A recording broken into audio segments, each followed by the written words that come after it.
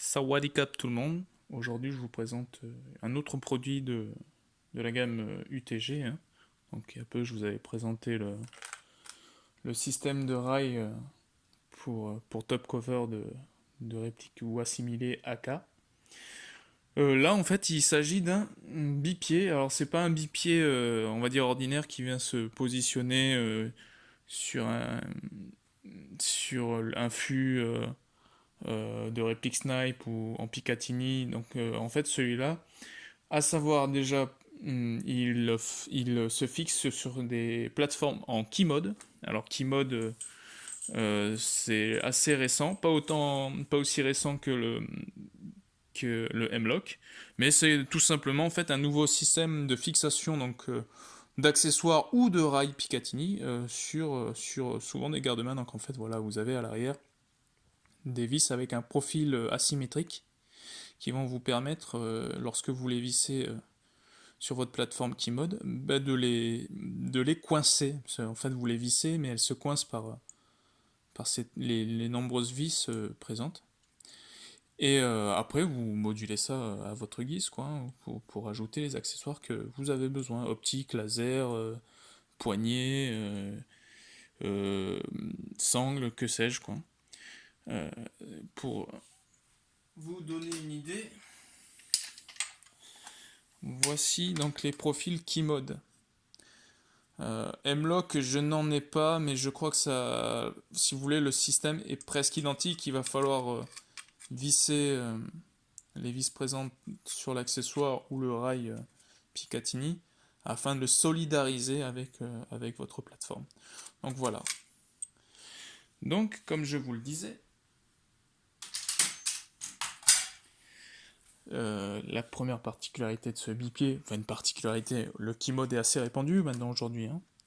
Mais ce qui m'a fait choisir en fait ce produit, c'est surtout que il ne se présente pas en une seule pièce. Vous n'avez pas un bipied classique type Atlas ou que sais-je, hein, où les deux jambes, si on peut appeler ça jambe, sont, sont solidarisées sur la même pièce.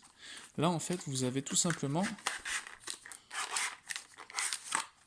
alors, tac,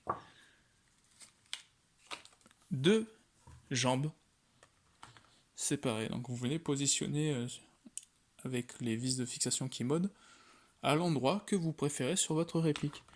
Donc j'en profite aussi pour vous montrer quand même le contenu de la boîte, hein. Vous sera fourni avec un manuel, je suppose, d'utilisation. Donc voilà à peu près le résultat que vous obtenez. Je pense quand même qu'il y a une erreur là sur le visuel de présentation, parce que je crois que il présente une plateforme en M-Lock. Après, je pense qu'ils ont... Voilà, c'est ce que j'allais dire. Ils ont le même produit, mais avec une fixation pour les plateformes M-Lock. Donc là, sur le visuel, en tout cas, c'est un M-Lock. Donc, grosso modo, c'est le même principe, c'est juste le profil des ouvertures qui change. Et donc, oui, voilà, à l'arrière, on dispose donc d'un manuel d'utilisation. Mais honnêtement, c'est du papier pour rien, parce que on comprend très bien qu'il faut faire coïncider les vis au bon endroit, serrer, et logiquement, ça devrait tenir. Présent aussi également la clé Allen, et donc un set de vis et contre-écrou de rechange en cas où vous perdez. Alors, petite particularité, parce que j'ai quand même déjà installé ça avant de vous le présenter, hein. Cette vis-là, en tout cas, coïncide bien, comment vous dire, j'ai un jeu de clé Allen hors celui-ci, hein, comme tout bricoleur qui se doit. Et ben, pour la même section, votre clé Allen ne rentrera pas dedans. Je sais pas par quel miracle, mais grosso modo, je suppose que c'est une taille spécifique. Voilà, là, ça va nickel. Avec toutes les clés Allen que j'ai, et celle du bon diamètre aussi, je n'ai pas réussi à dévisser ou visser. Donc j'ai utilisé une clé étoile en fait, hein, et là j'ai réussi. Donc grosso modo, pour tous ceux qui n'ont pas de clé Allen déjà, gardez-la précieusement.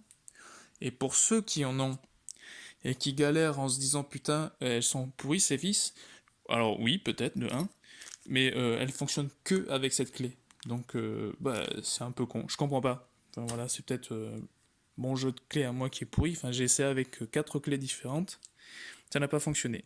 Alors après, gros avantage de ce modèle, bon déjà une bonne finition, peut-être un petit peu brillante.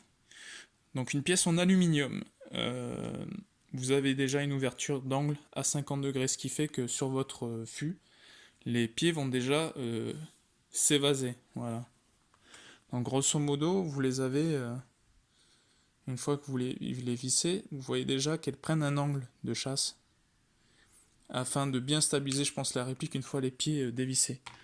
L'avantage ensuite, c'est que ça ne bouge pas. Pour les déplacer, voilà, vous voyez, il faut tirer.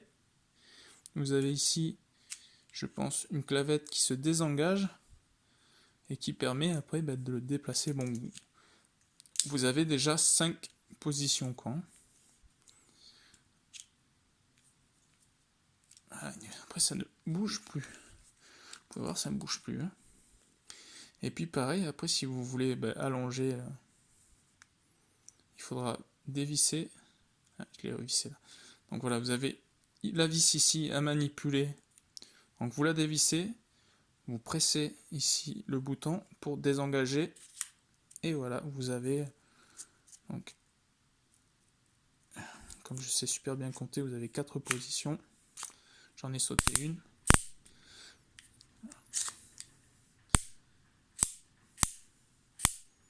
Cinq. Voilà.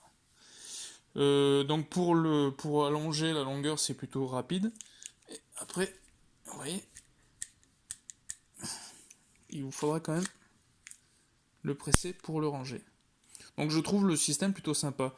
J'indiquerai les longueurs maximales que l'on peut avoir, bien sûr.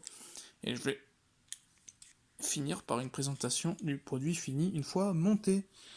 Pareil, ça peut-être que ça aidera certains à passer le pas. Donc celui-ci, donc je rappelle, un bipied de la marque UTG. Alors par contre, différence comparée au rail que j'avais présenté pour les plateformes AK, celle-ci n'est pas fabriquée aux USA. Hein. Celle-ci, c'est clairement du Made in China. Alors je ne sais plus où je l'ai lu quelque part. Hein. Made in China. Cela dit, je crois que 99% du matos que l'on utilise en airsoft, et à mon avis hors airsoft aujourd'hui, est fabriqué en Chine.